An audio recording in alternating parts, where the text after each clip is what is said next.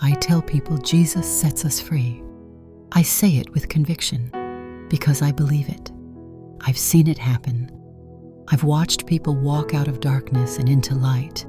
I've stood beside them, prayed over them, reminded them of who they are in Christ. But here's the question I don't say out loud. Why am I still bound? Why is it that the very truth I speak over others feels distant when it comes to me? I don't have some hidden sin I'm secretly nurturing. I'm not playing with fire behind closed doors. I'm not living a double life. I'm just tired. Tired of fighting things that were supposed to be gone by now.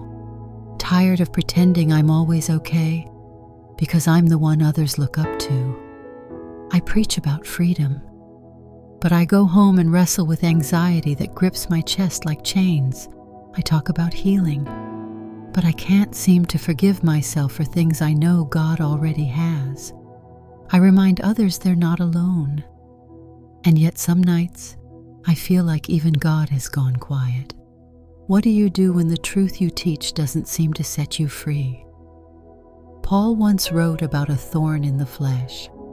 He said he pleaded with God 3 times to take it away, and God didn't. Instead, God said, "My grace is sufficient for you. My power is made perfect in weakness."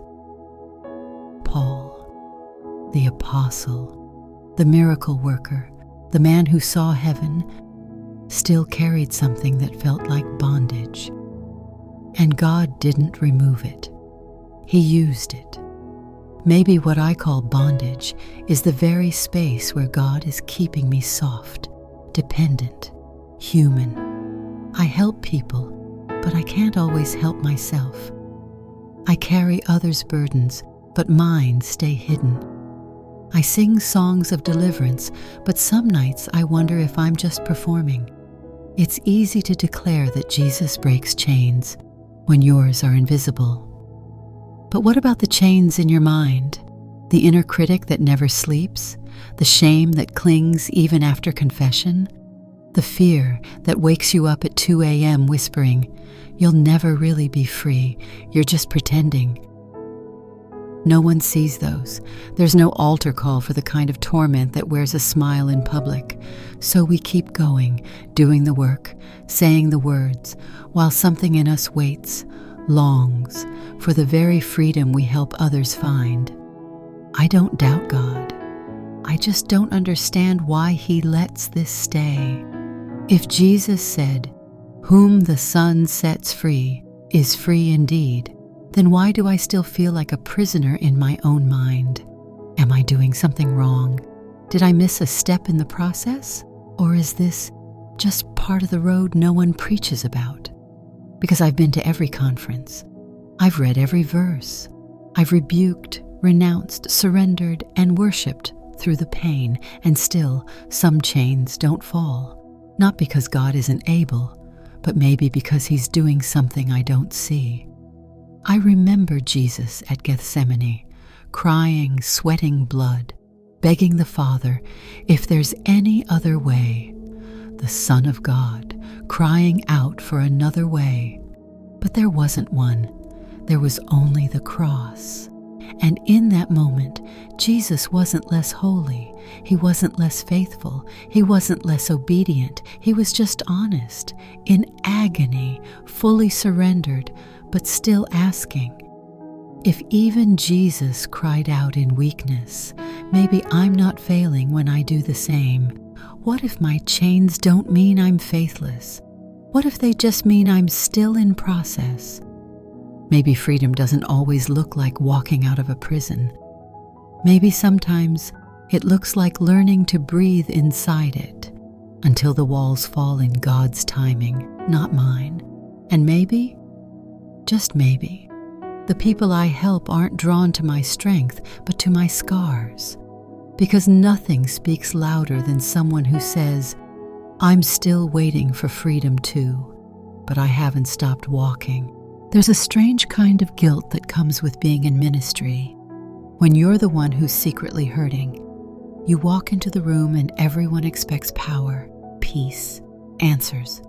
But inside, you're carrying something too heavy to explain, and so you become a paradox, a wounded healer, a bound liberator, a voice of faith with a heart full of doubt. You know too much scripture to walk away, but too much pain to pretend it doesn't hurt. You believe in freedom. You've tasted it before, but right now, it feels like freedom is a story you tell, not a life you live. Sometimes I wonder if people would still respect me if they knew how messy my prayers have become. I don't always cry out with poetic psalms. Sometimes I just sit in the dark and whisper, God, I don't know what's wrong with me. I know what I'm supposed to say, that His grace is enough, that His timing is perfect, that His promises are sure. But what do I do with the silence? The moments when I reach out and there's no warmth, the nights when I pray and nothing shifts. People think silence is the absence of God, but sometimes it's the presence of a God who is working deeper than what I can understand. Like a surgeon who doesn't explain every cut. He's doing something inside me, but it hurts. Paul said, I will boast all the more gladly about my weaknesses, so that Christ's power may rest on me. And that sounds beautiful, until your weakness is actually embarrassing, until your struggle doesn't look spiritual, until it's not something you can wrap in a testimony yet. Because here's the thing, some chains don't glorify God in public. They humble you in private. They keep you on your knees when you'd rather stand. They remind you that grace isn't just a doctrine, it's a lifeline. I don't want to fake joy. I don't want to preach what I can't live. But maybe that's not what God is asking of me. Maybe He doesn't need perfect performers. Maybe He just needs people who won't give up, even when they feel like imposters. Because I've realized something. Faith is not the absence of struggle. It's what keeps you holding on through it. And sometimes holding on isn't pretty. Sometimes it looks like dragging your feet into church when you'd rather hide. Sometimes it's whispering worship when your chest feels tight with anxiety. Sometimes it's choosing not to run, even when it feels like God ran first. I used to think the goal was to be strong, to overcome everything, to stand on a stage and say, I used to struggle, but praise God, I'm free now. But what if the real testimony is this? I still struggle, but I haven't stopped trusting Him. That hits different, because it's not just about arrival, it's about endurance. Anyone can shout on the mountaintop, but it takes a different kind of faith to sing when you're still in the valley. Jesus once told Peter, Satan has asked to sift you like wheat, but I have prayed for you, that your faith may not fail. He didn't say, I stopped it. He said, I prayed for you in the middle of it. That means even if I'm being sifted, even if I feel like I'm falling apart, Jesus is praying for me. He sees the struggle. He doesn't shame me for it. He covers me in it. So maybe the chains aren't a sign of failure. Maybe they're just part of the road He's walking with me. And maybe, just maybe, He's using my brokenness to reach someone else who's tired of pretending they're whole, because there's nothing more healing than hearing someone say, me too. There are chains that scream, addictions, affairs, public failures. But there are other chains, quieter ones, polite, hidden, and often praised by people who think they're signs of strength. The chain of performance, the chain of not being allowed to break down, the chain of having all the answers, because people expect you to. You carry those with a smile. You show up, teach, pray, encourage, and then collapse alone, wondering, am I the only one who feels this? No one lays hands on you after church because no one knows you're bleeding.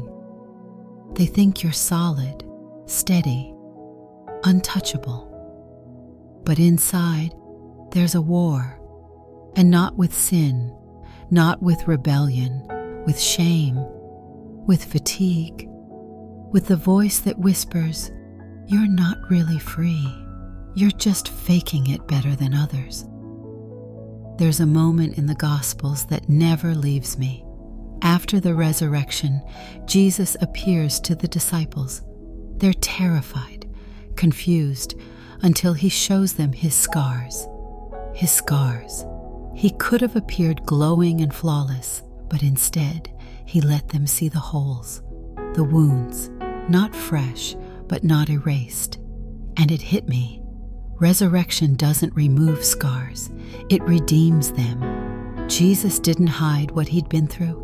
He led with it. What if our freedom doesn't mean no more wounds, but no more shame about them? What if freedom is the courage to say, "Here's what didn't kill me, and here's where it still stings," and let God get glory from even that? I used to think God wanted strength from me, but he's never once said that. He asked for surrender. He asked for honesty. David said in Psalm 13, "How long, Lord, will you forget me forever?" That wasn't rebellion. That was relationship, real prayers, real emotions, real freedom.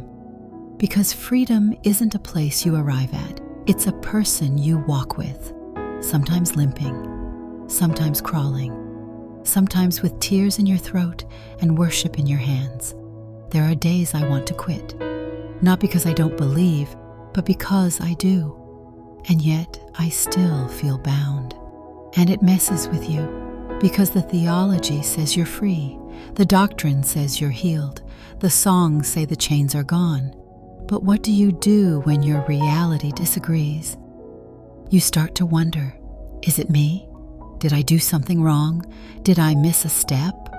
Or is God just quieter with the ones he trusts? Jesus was silent in front of Pilate. He didn't defend himself. He didn't explain his wounds.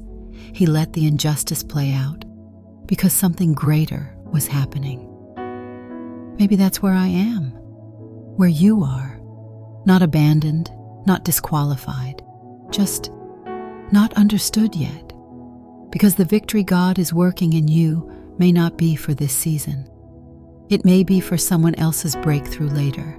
That's why some chains don't break instantly, because their breaking is part of someone else's story too. And still, I say Jesus sets people free, not because I feel it every moment, but because I've seen enough to trust him when I don't. And because sometimes the chain that hurts me today will be the testimony that heals someone tomorrow. There's something sacred about waking up every day, putting your feet on the floor, and choosing to show up, even when you're not okay. That's a kind of freedom too. Not flashy, not loud, but real. I used to think freedom was the absence of struggle. Now I'm starting to believe it might be the presence of purpose. Even in the middle of the struggle, I look at people like Job, not the beginning of his story with all the loss, but that moment in the middle, when he sits in silence, scraping his skin, covered in questions and surrounded by friends who just don't get it. He didn't curse God, but he did question him. He didn't give up, but he didn't pretend either, and God didn't rebuke him for that. God didn't say, "Smile more, Job. You're supposed to have faith." He just listened, and eventually, he spoke. "You don't understand what I'm doing now, but you will later." That's what Jesus told Peter in John 13. And I think that truth still echoes now. Because some chains, they only make sense in hindsight. Some pain, it's the language of a future healing we haven't seen yet. So what do we do in the meantime, when the chains haven't fallen but the calling hasn't lifted? We serve anyway, not from a place of perfection, but from a place of dependency.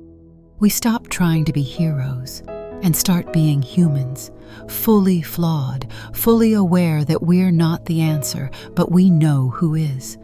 One of the hardest truths I've had to swallow is this: God will use me, even when I feel unusable, even when I cry after the service, even when I question myself after praying over someone, even when I rehearse my failures more than I meditate on His promises. He still moves, because it was never about my worthiness. It was always about His mercy. And if you're listening to this, wondering if your struggle disqualifies you from serving, hear me. It doesn't. Moses stuttered. Jeremiah wept. Elijah wanted to die. Peter denied. Paul wrestled with something that never left. And Jesus? He cried. He bled. He begged.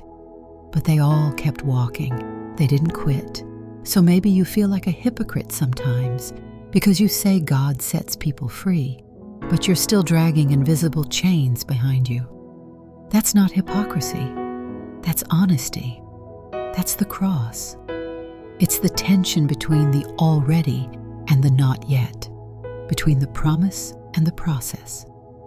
And that place, that tension, that's holy ground. I once heard someone say, your pain is not a punishment. It's an invitation to know God more deeply, not just as deliverer, but as sustainer, not just as the one who breaks chains, but the one who walks with you while they're still rattling. So I keep going, not because I feel free every day, but because I believe that He's still working, even here, even now. And that's enough to keep me singing, even if it's with a whisper. There's something I've learned slowly, something no sermon prepared me for.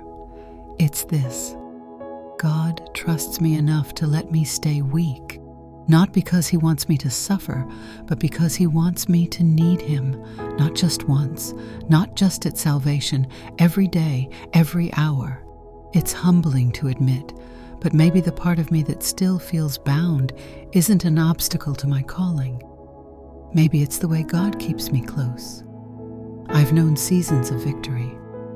I've had moments of pure worship, of fire in my bones, of certainty and joy. But then the shadow returns, and I ask again, why haven't you taken this away? It feels like a betrayal, until I remember Paul.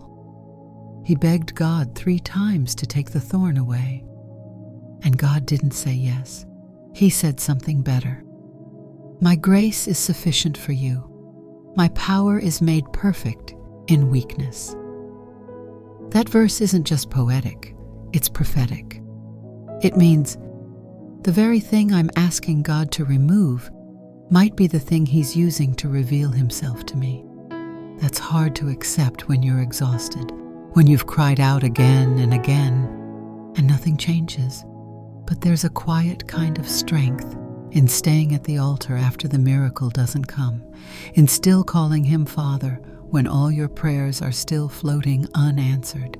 That's worship, not the loud, hands-raised kind, but the raw, bleeding kind, the kind that whispers, I don't understand you, but I still trust you. There's something else too. Something deeper I'm only now starting to see. God's definition of freedom isn't always the same as mine. To me, freedom means feeling good. No anxiety, no shame, no struggle. To God, freedom might mean living in truth even when it's hard, staying honest instead of pretending, loving others while still learning to love myself. Freedom in His hands looks more like surrender than success. It looks like Jesus in Gethsemane, sweating blood, praying for a way out, and still saying, not my will, but yours be done.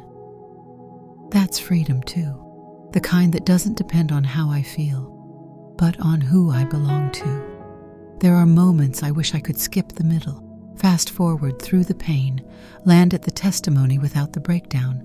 But then I remember, God is not in a hurry. He's not trying to impress people with my highlight reel. He's forming Christ in me. And sometimes that happens in the parts I want to delete. Peter said in his letter, "Don't be surprised at the fiery ordeal that has come to test you, as though something strange were happening to you." In other words, this is part of the journey, not a detour, not a punishment, just the fire that burns off the parts of me that can't carry the glory He wants to give. So yes, I still feel bound sometimes, but I'm starting to see the chains differently. They're not signs that God left. They're signs that He's doing something deeper. And maybe, just maybe, He trusts me enough to let me walk through this so someone else doesn't have to walk through it alone. There's a strange kind of torment that lives inside people who serve. Not because they're fake, not because they're hiding sin, but because they're torn between what they believe and what they feel. I've preached grace with tears in my eyes while secretly wondering if I deserve it. I've told people God is close to the brokenhearted while walking home feeling entirely alone. And I've watched people weep at altars, get healed, get delivered, get filled, while I stay stuck. It's confusing to be used by God while privately battling despair, to declare freedom for others while feeling like a prisoner yourself. You start to ask, am I lying? Am I pretending? Am I disqualified? And the answer? It's not a loud no. It's not a motivational speech. It's a whisper. The kind that met Elijah in the cave after he called down fire and still wanted to die. God didn't yell at him. He whispered. He gave him bread and water, and then He told him to rest, because sometimes your soul doesn't need a rebuke. It needs permission to be human. Paul once said, "We have this treasure in jars of clay to show that the surpassing power is from God, not from us."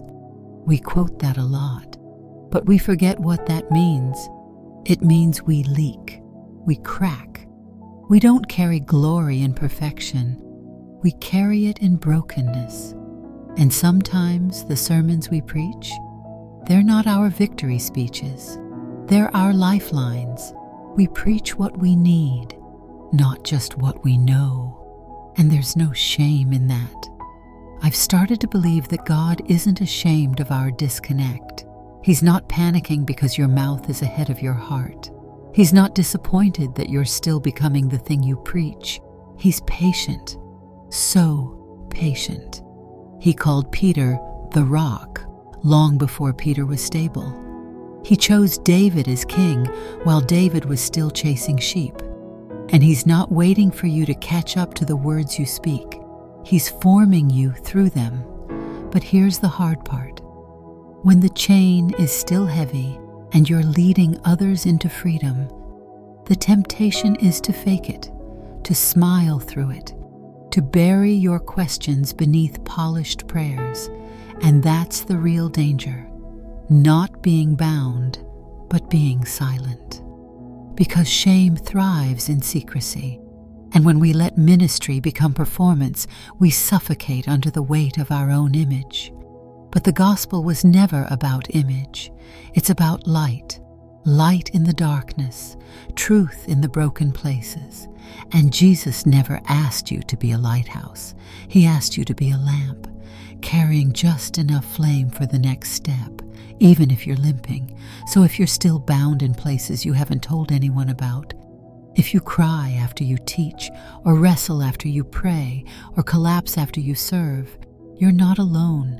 You're not disqualified. You're just still being healed, still being formed, still walking the road with Jesus. And He's not ashamed to walk with you, even when your chains rattle as you move. There's a kind of prison you can live in, right inside the temple, serving, smiling, leading, but locked up on the inside. You lift your hands in worship, but can't lift your thoughts out of fear. You lay hands on others, but can't shake the feeling that you're the one who needs healing most. You tell people, Jesus lives in you.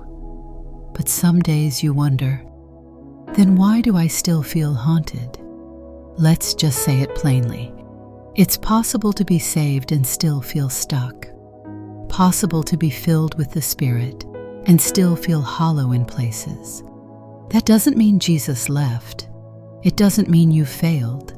It might just mean He's still digging deeper. He's not just renovating your life.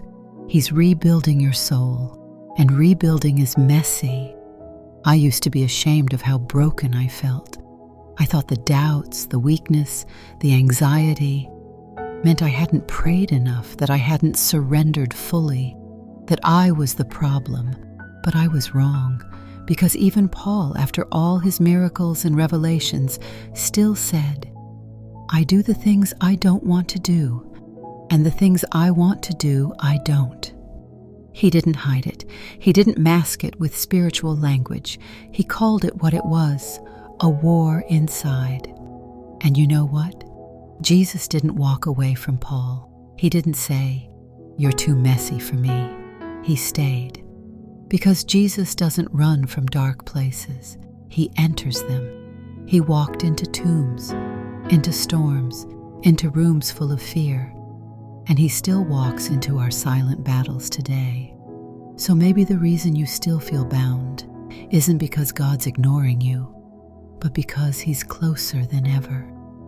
Maybe He's sitting in the cell with you, not shaking the bars yet, but sitting with you in the dark, so you know you're not alone, so you stop thinking love only shows up when you're clean, so you learn that He is the freedom, not just the one who gives it.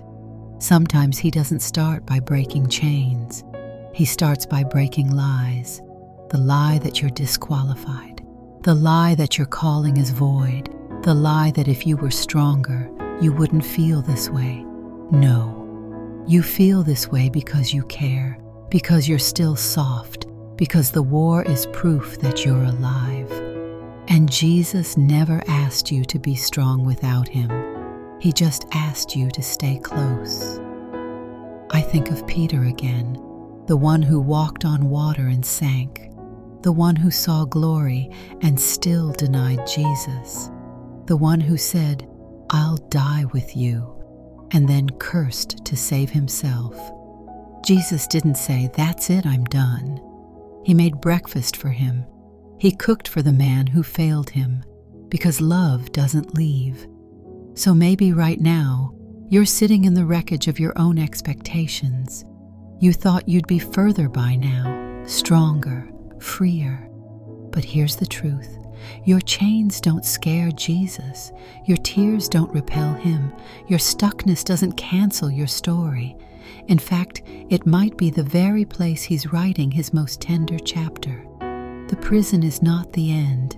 It's just the waiting room before resurrection. I used to think freedom meant feeling better, feeling light, feeling happy, feeling healed. But what if freedom doesn't always come wrapped in joy? What if it comes in trust? The kind of trust that whispers, even if I never feel completely okay, I still know He's good. I've started to see something strange. Some of the most powerful people of God I've met still walk with a limp, a battle with depression, a struggle with shame, a fear they can't shake, an unanswered prayer, and yet they glow. They carry something that doesn't come from being whole, but from being held. That's what happened with Jacob. He wrestled all night, not with the devil, with God. And when morning came, he walked away limping. But he also walked away blessed. He got a new name, a new identity. But the limp stayed. God didn't fix it. He marked it. Maybe because Jacob needed to remember, God doesn't bless us by making us flawless. He blesses us by making us His. I used to beg God, just fix me already. Take this away. Heal this now. And sometimes He does. But other times, He teaches me how to walk with it, not because He wants me to suffer, but because He wants me to depend, because there's something more important than comfort, something more powerful than instant healing. It's relationship, not the shallow kind that only shows up when things are going well, the kind that says, even if the thorn stays, I'm not leaving you. Jesus never promised I'd feel free all the time. He promised I am free, even when my body shakes, even when my mind spins, even when I fall into old thoughts. Because freedom isn't the absence of chains. It's the presence of Christ in the fire. Like Shadrach, Meshach, and Abednego, thrown into the flames, but never burned, because the Son of God was in there with them. So maybe my fire is still raging, maybe the chains are still heavy, but He's here, and that changes everything. Because I've learned something else too. Freedom doesn't always shout. Sometimes it just stays. It stays through the storm. It stays through the failure. It stays when I scream and question and cry. That's what grace does. It doesn't run from my weakness. It wraps around it. David once said in Psalm 13, "How long, Lord, will you forget me forever? How long will you hide your face from me?" He felt forgotten, alone, abandoned, but he still ended the psalm with, "But I trust in your unfailing love," because even in silence, faith remembers what God said, not just what I feel. Maybe that's the real freedom, the freedom to still trust, still hope, still show up, even when I don't feel it, even when nothing makes sense. Maybe Jesus is building something in me that I won't even recognize until later. Like He told Peter one day, "You don't understand what I'm doing now, but later you will." So maybe I'm still bound in some ways, but I'm not alone. I'm not done, and I'm not unloved.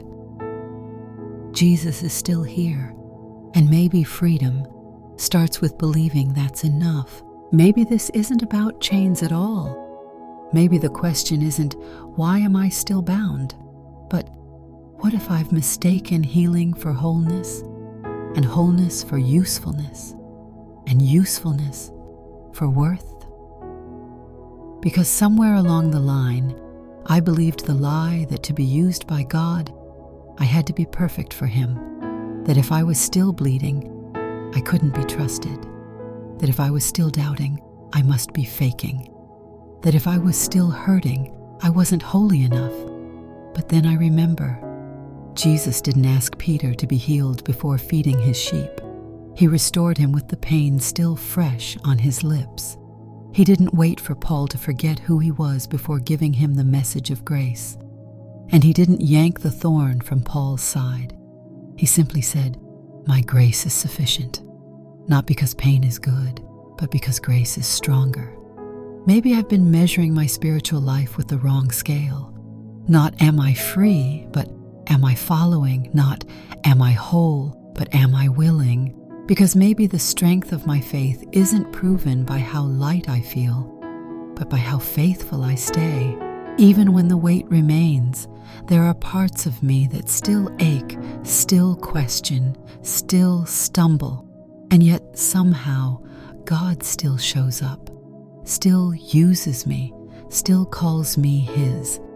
That's the scandal of grace. It doesn't wait for me to qualify. It qualifies me because He never changes. I'm starting to see it now. Jesus doesn't just set people free from something. He sets us free for something, for intimacy, for honesty, for weakness, for walking with Him, not just working for Him. And that freedom, it doesn't always look like dancing. Sometimes it looks like crawling with tear-filled eyes and a heart that whispers, "I'm not giving up." So if I'm still bound, maybe it's not because He failed me. Maybe it's because He's walking with me, through it, inside it, not rushing my process but honoring it. He's not ashamed of the parts I hide. He's not frustrated with how long I take. He's not in a hurry to fix me. He's here to know me. And that is freedom. Final reflection.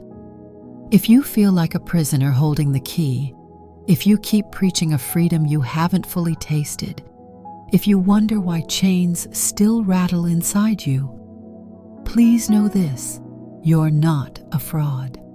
You're a follower. And Jesus is not far. He is sitting beside you, quietly undoing the knots, not in shame, but in love. You are not forgotten. You are not disqualified. You are not beyond repair. You're just in the middle of a sacred process.